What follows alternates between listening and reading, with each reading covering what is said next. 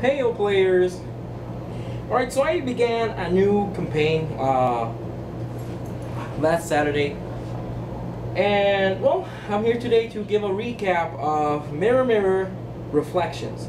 Why Mirror Mirror is the name of the campaign setting, a campaign setting that hopefully I'll be releasing within the next year.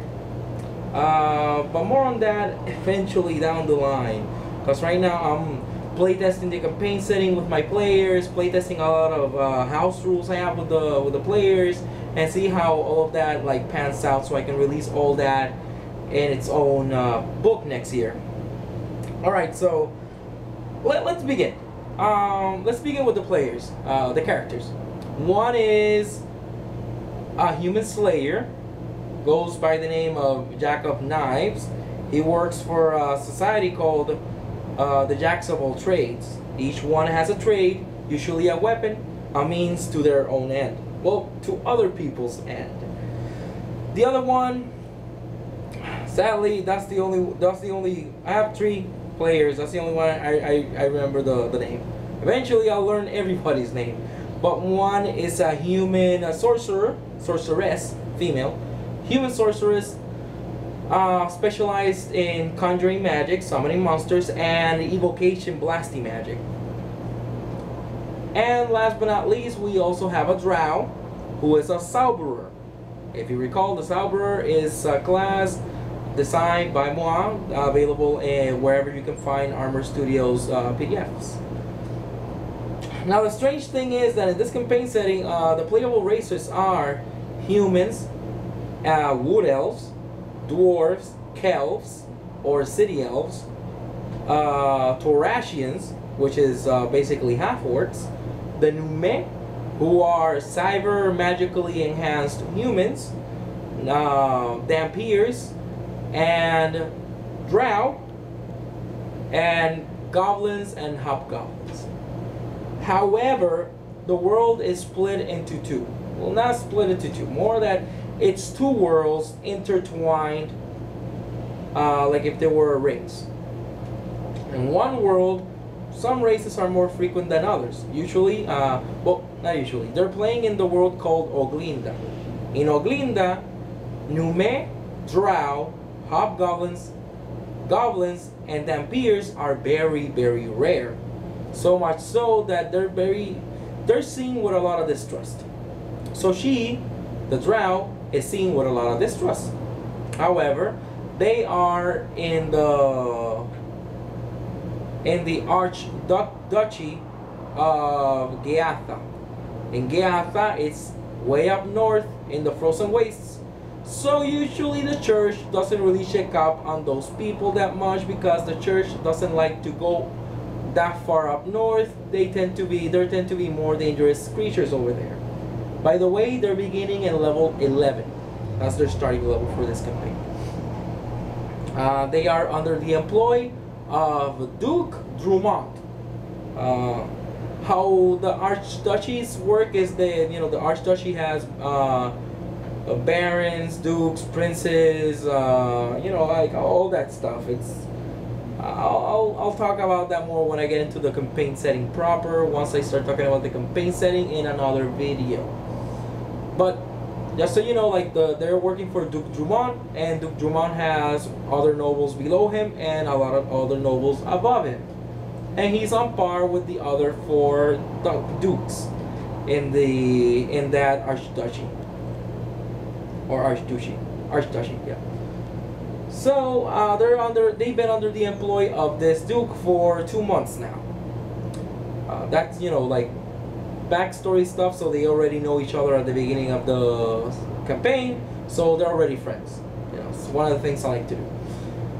And I told them, you're back from a small adventure. The Duke told you that a lot of vagrants were gathering around the small villages of the duchy, and he wanted them to clean up the area. However they did it, I told them, like, make up your own mind. However your character handled that. Your character would have his own way of handling the vagrants. They returned to town. They got a small bonus from the Duke. And one of the players say, "Oh, I'm gonna go to the local brothel, the Slayer." And the Duke tells him, hey, there's a new girl in town. She's been there for 3 weeks now, and she started working 2 weeks ago.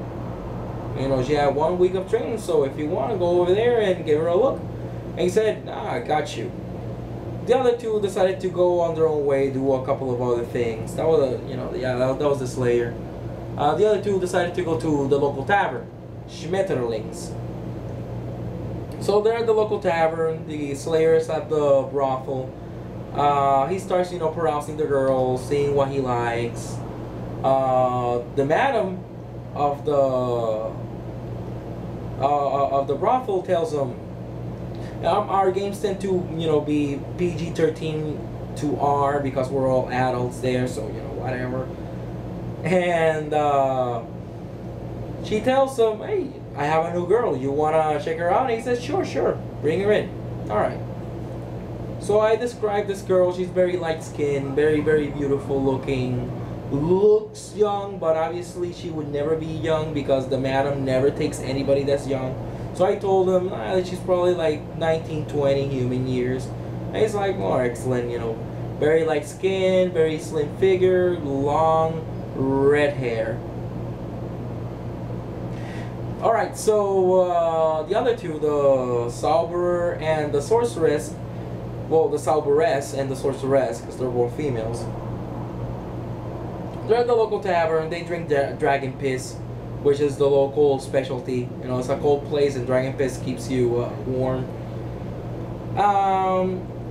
The Sorceress is a soothsayer. That's her profession. Like, that's what she does for a living when she's not working for the Duke. So she sees if she has any takers. She has 2 takers. One of them wants to know whether her husband is cheating on her, and the other one wants to know where he can find riches. So she tells the woman that that her husband is frequenting the brothel. So just pretty yourself up and everything will be fine. And she tells the other guy that look up into your family history and maybe you'll find riches there. The guy didn't like that response that much. It was a low roll. Alright. So the Zauberess, she finds out, she wants to know if there's like anything weird going around in the tavern. And she rolls really well. And I tell her, in a dark corner, almost covered by darkness, you see a man in a cloak, holding a book, staring at you. And I know what you might be thinking, but I wanted to do that. You just have that there. I've never done that before, so I wanted to have that there. I have a friend that he always, like, every time we ask if there's anybody in the tavern, he always describes a guy like that, so I wanted to do the same. But I told her, roll a perception check. She did well, and I told her, you notice that this guy is looking at you, and you notice that he looks away, but you caught him in the act that he was staring at you. And she told me I stare back at him. I told him, alright. He grabs his things, put his really big spell book, closes it, puts it under his arm, and walks away. She tells the Sorceress, and she's like, we gotta follow this guy. Alright, so they do. They follow him. I told him that eventually the guy makes a stop at the brothel, and he's just looking, staring at the brothel, sizing it up and down, and writing on a small note. So they tell me they're gonna confront him. So I go over to the Slayer, to Jack of Knives, and I told him, oh, the girls is dancing for you, and it's a very, very, very entrancing dance. Roll a will save. And he's like, He rolled really low. He got a 9 in total. I'm like, oh man, really, a 9? He's like, yeah, a 9. I'm like, okay. She offers you a drink, and you are compelled to take it. And he's like, oh, of course, my lady. Wow. And I said, roll a fortune to save. And he's like, 25. And I'm like, okay, you're fine. And he's like, okay, excellent. So, the girl tells him, hey, let's go to a room. And he says, okay, like all groggy and entranced. Let's go to a room. And she says, but first, a drink to both of us.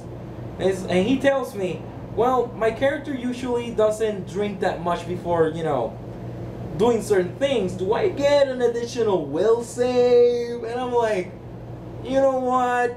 Sure, you get an additional will save. Brah. 12! And I'm like, oh, no, you take the drink. And he's like, oh, bottoms up. That one, I think he rolled in total a 17 in the 40 to save. And I'm like, everything goes dark. And he's like, yeah, I imagine. Because women are from hell. Oh, man. That's horrible. So they decide, the girls, you know, confront the guy, and he tells them, no, I'm just a traveling minstrel. They ask him, who are you? What are you doing here? And he's like, I'm just a traveling minstrel. I just want to look at the places. And the Cerberus tells him, why were you staring at me? And he's like, well, you're a drow. I've never seen a drow in my life. And they told me that Geatha was an unsavory place, and apparently it is if they allow your kind to be here. Oh, there's a lot of prejudice because, you know, she is a drow, and drow are known for being evil in my campaign setting. It's a little bit more complicated than that, trust me, because, you know, it's a little bit more complicated than that. So they let him on his way. Like, the guy freaked out. He said, like, do I have to call the guards? Why are you following me? You know, like, they decide to leave him on his way. And I told him, you notice that he travels north, deeper north. And they know that deeper north, well, there are more settlements, but they tend to be not as nice as Messing Glamp, which is the settlement where they were staying in.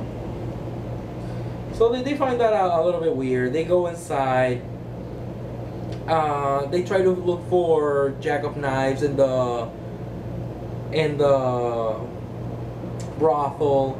The sorceress says, you know what, this is really not the place for me, so she leaves. She's an old one. She's an 80, I think 70-year-old kelf, which would place her around 50 years old for human.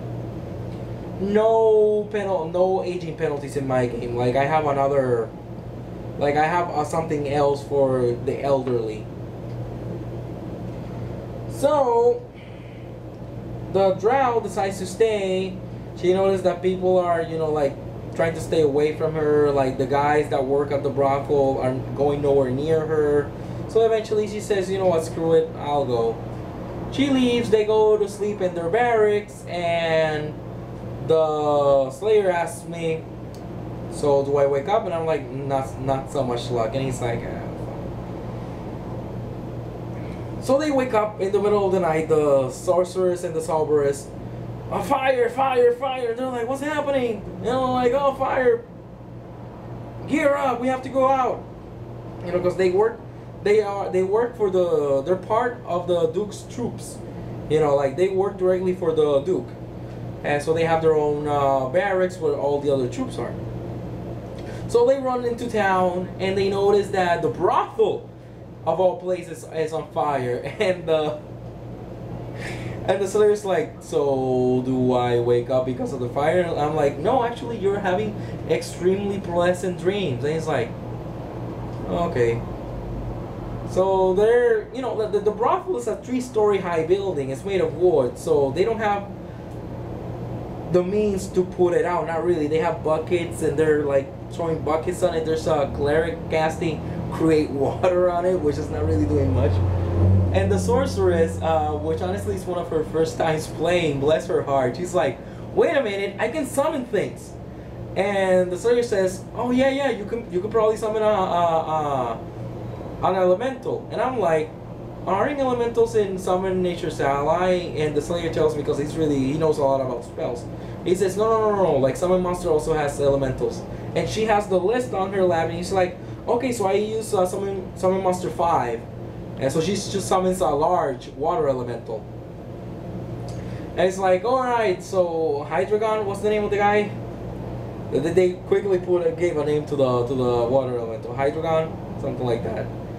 So she said, like, oh, that was the flame. And I'm like, alright, so I roll a percentage die to see if something good happens or something bad happens.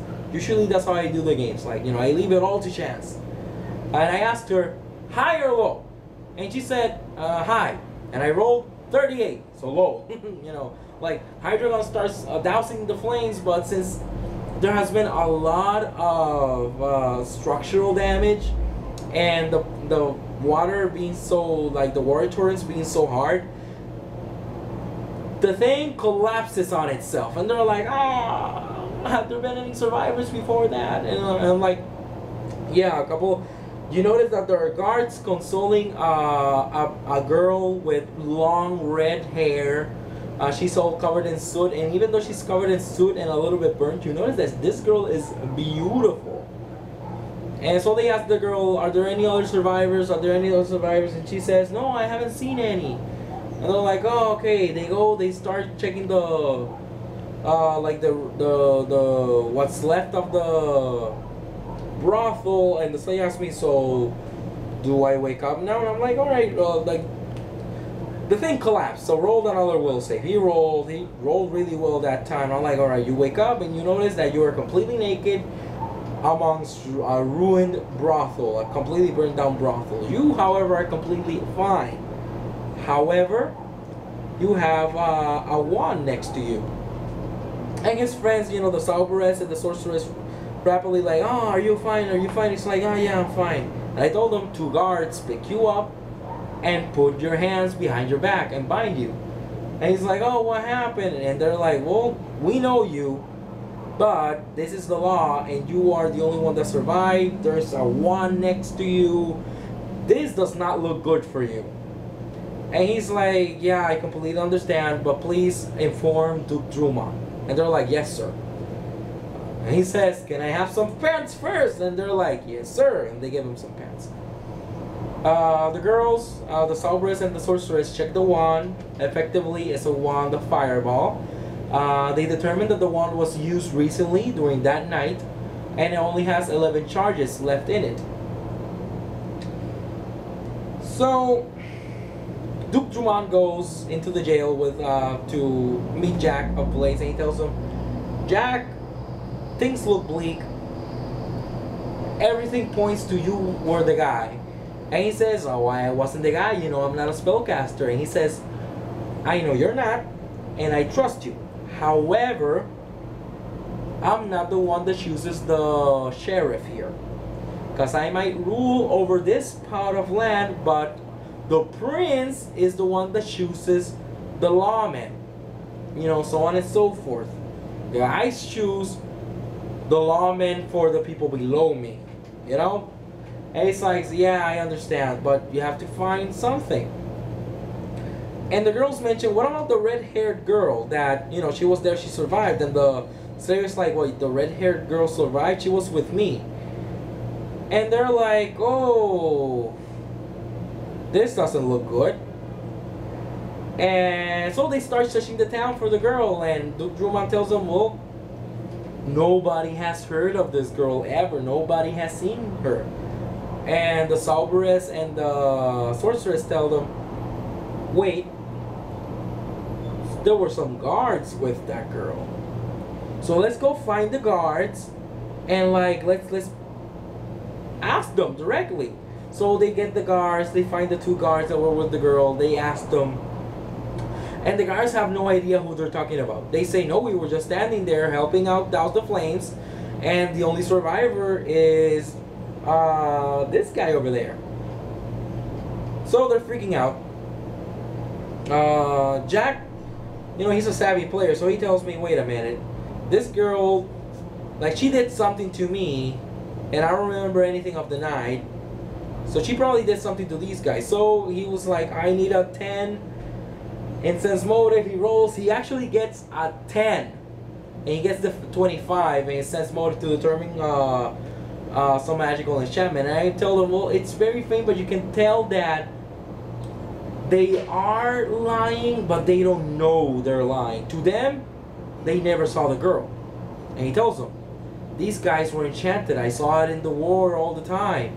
These guys were enchanted. Their souls know that they're lying, but they don't know that they're lying. So as far as we're concerned, these guys are completely innocent. And the Duke tells them, well, we have a suspect, which is the red-haired girl, But Jack, I got some really bad news. The prince is coming to visit in 2 days. And when he comes and he finds that the brothel was burned down, it's going to be your head, and it could be my head as well. So we need to find a fall guy.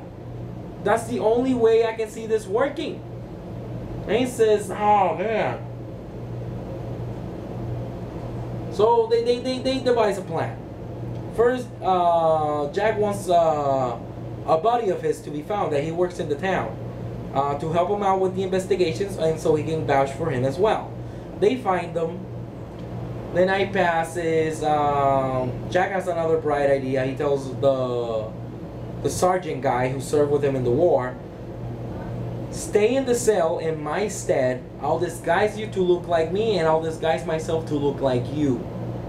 Alright? And I'll go through the town and search the town. And they search the town. They check the area. They scour the area. They even ask for the floor plans, the plans, the architectural plans of the town, to see if there's a basement in any house, because their reasoning is this girl is still in town. She still has to be in town. The gates have been closed ever since the fire. There's no way she escaped, you know, because the town is walled off. And they're like, all right. Another thing is that I told them, you notice you have a weird tattoo on your side, but it's not like a tattoo. It's more like a black brand. I'll show you what the black brand is later on. Sigil of the Gates, I think is the name of the brand if you want to look for it. Anyways, if you found it, then you know where I'm going with this. Anyways, they eventually they end up in the bar. They find that there's a guy there who is crying. The bartender explains that the guy's crying because he just came into town and the brothel is burned down, and he says that his favorite entertainer worked at the brothel. So he slumped over, but they notice that he has red hair, short red hair. And like they cast detect magic on him, and there's no magic. The Slayer's very, very suspicious. The Salberist tells him, well, I cast detect magic on him, but I didn't notice anything magical. He very smartly points out, my disguise is not magical, and you can't tell the difference. So this might be the same girl. So he rolls a perception to notice if there's like anything weird going on. And I told him, well, he's slumped over, like the shirt is like drooping a little bit. You notice there's a coat of, he's carrying a coat of arms. And I told him, he's carrying a coat of arms. Alright? He takes it out, he expects it. I told him it's a red background with a blue lion standing up on its legs with a sword skewering from its head downward. And he says, on the back anything? Because he's expecting to see the weird symbol. And I said, no, it's just gold. And he's like, this is weird. But I told him, this is a coat of arms. And he says, you know what, I'm going to confront this guy directly. I'm going to punch him in the gut. And I'm like, really? And he says, yeah, I'm going to punch him in the gut. And I'm like, alright. And he starts rolling the d20. I'm like, dude, you just hit him. The guy is basically helpless right now. You know, he's slumped over there. And punch, you know. And the guy rattles up and he's like, he pulls out a sword and he says, how dare you strike the son of the prince? And at that moment he looked at me, he says, okay, I ran. And I'm like, I imagine you did. And he tells the Salbrist, it's a good thing I am wearing a disguise. So I take off my curly mustache and put on a goatee. I am no longer the guy with the mustache, I am the guy with the goatee. So that happened. Afterwards, you know, like the guy had mentioned that there was a carriage arriving soon. They figured out that if that guy is the son of the prince, then the carriage that he's talking about is the prince's carriage. He mentioned that his sister also had long red hair. So, you know, they're a bit suspicious on that. They eventually find a house that has a basement in it. using the floor plans. And they go to this house. First, the Slayer goes. You know, like, I'm gonna sneak around first, and then I'm gonna motion you guys to check out the area. So he walks in, rolling perception checks to see, you know, if there's anything going on. I told him, well, when you get near to the basement door, you hear like sobbing inside. And he's like, okay, I opened the door very, very quietly. And I'm like, you succeed. Do I see anything inside? And I'm like, it's completely pitch dark inside. He walks in little by little. And I tell him, well, you hear a lot of sobbing. And you can hear like a muffled, I'm sorry, I'm sorry. And he says, you know what? No, I can't see yet. So I'm going to go upstairs. Previously, the sorceress had found the lady that she read her fortunes to. She was crying and saying, I'm sorry, I'm sorry. And she guesstimated, oh my word, her husband was actually in the brothel. What I said actually came true. Whoa. Oh, well, there you go. They're like, oh, I can't believe I lost him. You know, like, she was like a wife that lost her husband. Moment of silence. Afterwards, you know, like, that happened before. So when he hears the whole I'm sorry, the sorceress player says that this must be the house of the lady. And I'm like, could be. So the Slayer goes out, he starts searching around the whole area of the house. Eventually, like, he goes to the room of the person that lives in the house, and he rolls really well in his perception. I think 33 in total. I told him, well, there's a little false floor below underneath the bed. He opens it up, making sure there are no traps because he is a master thief. And I told him, well, there's a really weird item there that looks like flint and steel, like merged together. There's like two pieces of flint and steel merged together. I'm like, interesting. He calls up the Sober and the Soberess and the Sorceress up to the room, and he says, well, identify that as I can. They do, and they find out it's a minor magical item which just casts the spell Spark at will. Which, you know, Spark is a spell used to primarily start fires. And he's like, she cannot be the one that burned down the brothel. Impossible. So they go downstairs. They get to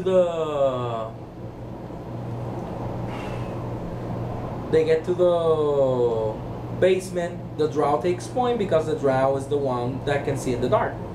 They walk in slowly and nobody can see anything. However, the drow can. I take the drow player aside and I explain to her what she sees. And I leave her in her hands to, you know, you choose what you're gonna do now with that information. We go back into the gaming table and she tells the players, take out your weapons, be ready. I'm gonna cast light now. Be ready to apprehend her. And they're like, whoa, what did she see? Boom, she casts light. And I tell them, you have heard all this time the sound of a woman crying and sobbing. The funny things about sounds are when you can focus on something producing a sound, you can make out the sound better. So there was two things making sounds in this basement. The woman crying, and you also, now that you can see it, drops of blood on the floor, falling on the floor.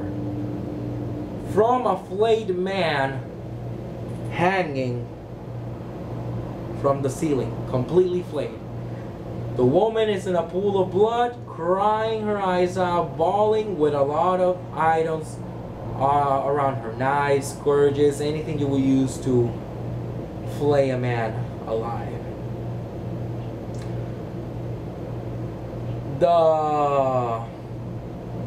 The sorceress, being trained in the healing skills, not healing magic, but healing as in, you know, practical heal skill. She goes to the man and determines that yes, he is dead. The Slayer says, she killed her husband in a really grisly way. Maybe I can forge her handwriting, kill her off, and write a suicide note. So it was a murder. It was a murder-suicide. You know?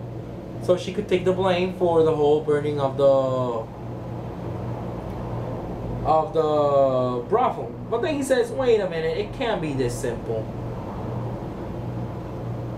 He goes up to the woman and he's like, it can't be this simple. She cannot be the one that flayed her husband and burned down the brothel. So they take her down, they sit her down, they start talking to her. She's bawling her eyes out, crying. They try to calm her down. It's like, were you the one that killed your husband? She's just, you know, like, she nods. Were you the one that burned down the brothel? She nods. You know, at this point, the sorceress is feeling a little bit guilty because she was the one that said that her husband was cheating on her with somebody from the brothel. They eventually like, why did you do this? And she just like pointing at places, like they roll a sense motive, and I told them, you notice that she's pointing north. So they get suspicious, like the guy with the book, the woman in the red, what's going on? And they keep asking her and prodding her, and eventually the Slayer asks, was the woman with the red hair the one that made you do this? And she nods. And they're like, I was her scapegoat, but in case that didn't work, she was her scapegoat as well. Wow. A two-pronged attack. But at this, the woman is not talking. She's just nodding or shaking her head.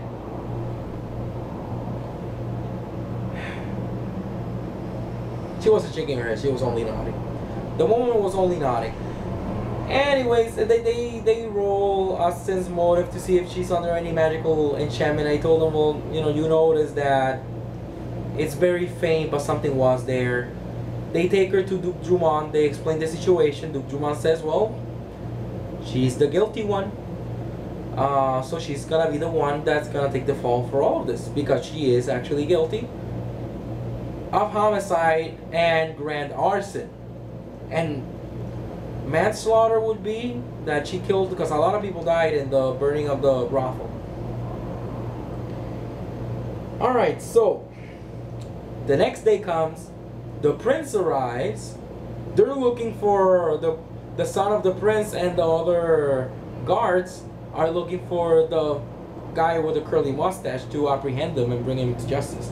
At this point, they're saying that the guy with the curly mustache and the woman with the red hair are in cahoots, and they were working together. So that was funny. The prince tells Jack, well, I know you are a trained executioner, a trained hangman, and I know this woman has caused you a lot of grief because you were almost wrongfully accused. You want to be the one to hang her? And he says, sure. So they have a big, you know, like showing of the hanging, because, you know, like medieval times, that was usually Sunday night football for them. So he prepares the news. He tells me, like, I'm gonna prepare a news that's just gonna like kill her instantly as soon as she falls, because I don't want to make her suffer. And I'm like, that's really nice of you. And here's what it gets interesting. I like to score all my games. Like, I like to have theme songs for everything. So I had a theme song prepared for this. He pulls the lever, she hangs, and as soon as she hangs, her mouth ends up open with her tongue out. And I told him, as soon as she hangs and her tongue is out, you notice that in her tongue she has the symbol that the Slayer had. And at that moment I played the theme song for True Detectives. And it just ended so masterfully. Like, I play the song and I say she hangs with her tongue sticking out, and you notice the symbol in her tongue. And the song is playing. And I said, and we'll finish it today and we'll pick it back up next week. And one of the players rapidly takes up her cell phone. She's like, but it's still early. It's still early. Can we keep playing? And I'm like, nope, that's the end of the session. Next week. And that was the end. That was the first session of Mirror Mirror Reflections. If you haven't found the symbol that I said, the symbol of the gates, this is what the symbol looks like. I hope the camera can focus on this. The Slayer had that symbol on his back, but he actually got a tattoo artist to remove it. However, since the tattoo artist was roughly awoken from his nap, from his sleep, because it was 3 a.m., the sorceress, the sorceress was the one that went to look for the tattoo artist, and the tattoo artist didn't want to come down. So she tells me, alright, I cast Summon Swarm, I cast a spider swarm, I tell them to crawl up into his second story window and crawl into his bedroom. So they did. The guy freaked out, jumped out of the window, fractured the leg, walked over to the jail cell, picking up random bits and pieces on the way there, and actually with a sharp rock carved the tattoo out of the skin of the Slayer. Because he didn't have any utensils, you know, like, what are you gonna do if suddenly your room is riddled with 100+ spiders? I would jump off a second story building as well. So next session will hopefully be this Friday at the time of recording this video. Really fun times. I have a lot of things prepared for them. I always tell them to give me bits and pieces and information about their own character's backstory, so I have stuff to give them about them, because I have my own story, but I also want to tell their character story, you know. So it's really fun starting the game in this note. Hopefully I can keep going this route. It's been really fun. Up until next time, guys, remember rule number 1, always have fun. You're the game master, you're the mediator of fun. Make sure everybody's enjoying themselves.